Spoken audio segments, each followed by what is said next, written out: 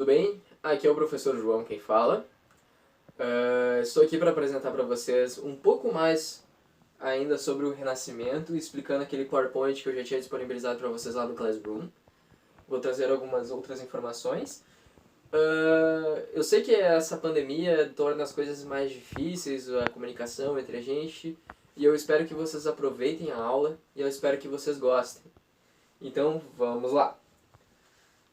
Então, você já deve ter ouvido falar sobre o que é o Renascimento, ou deve já ter uma vaga lembrança sobre o que é isso, né? Você já deve ter visto em algum filme ou série.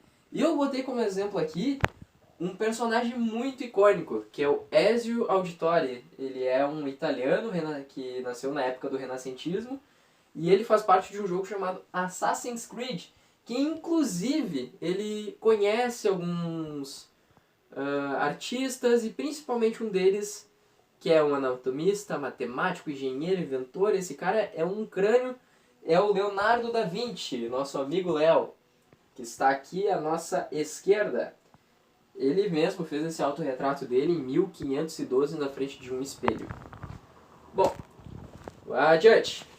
O Renascimento, ele é um movimento que ele começa a se espalhar por toda a Europa durante o século XIV. O século XIV é o fim da Idade Média para o início da Idade Moderna. Aqui podemos ver um mapa atual da Península Itálica, que é o país que abriga, claro, um dos maiores países da Europa, que é a Itália, mais conhecido no caso. E, para a gente compreender o que é esse pensamento moderno, o que é essa coisa do renascer, seria o seguinte: eles diziam que na Idade Média era uma época coberta de trevas, uma época coberta de escuridão, onde o homem não produziu nada por durante 1000 anos. Imagina o que é 1000 anos sem produzir alguma coisa. Será que isso realmente é verdade? Será que realmente não se produziu nada de cultura durante 1000 anos? E o que eles consideravam cultura?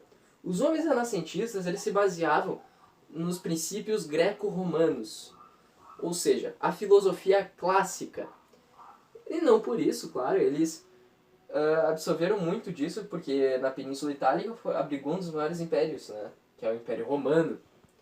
Então, baseado nesse preceito da antiguidade clássica, da filosofia greco-romana clássica ser o auge do pensamento humano, eles disseram que durante a Idade Média não se produziu nada além disso.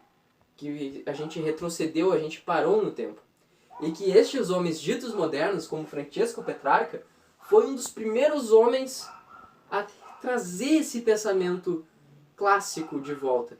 E aí se diz que eles iluminaram essa época de trevas. Compreende? Então, vamos adiante. Aqui tem uma diferença de mentalidade sobre a Idade Média e o Renascimento. Na Idade Média a gente pode perceber uma característica muito única deste período, que é o teocentrismo. Teos significa Deus, centrismo, centro de tudo, centro do universo, ou seja, Deus é a resposta para tudo, Deus é o centro do universo. Então qualquer fenômeno natural, seja ele político, social, era explicado porque Deus quis. O professor fez esse vídeo porque Deus quis. Agora no Renascimento, na modernidade, não quer dizer que eles eram ateus. Bom lembrar disso.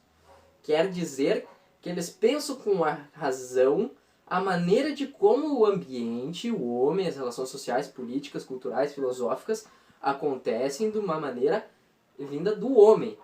O homem é a medida de todas as coisas. O homem, ele é o centro de tudo. Então, chegamos ao antropocentrismo. Antro significa homem e centrismo, centro de tudo. E uma coisa muito interessante de se analisar é que aqui, nessa iluminura aqui, é a iluminura de São Bento integrando a regra de Santo Agostinho aos monges em 1129. E aqui uma coisa muito interessante, o Santo Agostinho, ele se baseou no Platão, um grego no caso, e filósofo clássico, para reformular as ideias da igreja. E aqui os monges seguiam à risca o que eles diziam, E eles entregavam as regras do Santo Agostinho, baseadas nesses preceitos, para esses outros monges para passar adiante. E aqui é o Davi de Michelangelo, que mostra como o homem ele é representado agora na Renascença. Ele mostra, se der para ver aqui, os músculos, o corpo, o cabelo, o rosto, a maneira de como esse homem é representado, as veias, tudo mais. Bom, aqui eu já falei sobre o preconceito da Idade Média. E lá vem o medieval falando já dessas coisas, né? Então, bora lá, próximo. Então, dentro do Renascimento, surge um outro movimento muito importante, uma maneira de se pensar. Um movimento intelectual, que é o humanismo. Eles se baseavam na filosofia greco-romana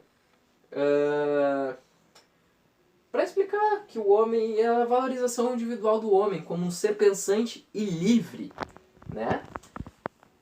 E aqui é muito interessante que aqui tem uma figura de um renascentista francês chamado Charles Boles, que fala que os preceitos humanistas deviam ser que tu deveria existir como uma pedra, viver como uma planta, sentir como um cavalo e pensar como um homem.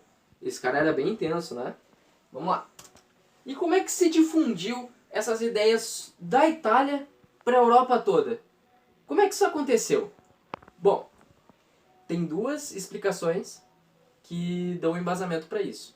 Uma é que a Itália, nesse período, se tornou um país grande e comerciante, porque eles tinham tanto saída para o Oriente quanto para o Ocidente. A gente pode ver lá no mapinha, ó.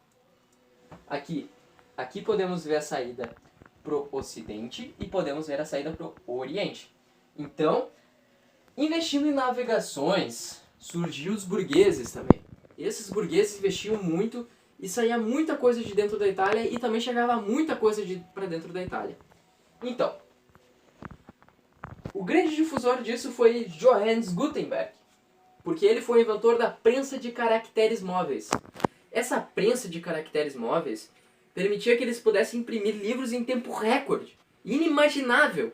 Eles conseguiram difundir, então, através desses livros, as ideias humanistas e renascentistas por toda a Europa e as adaptações dela, né?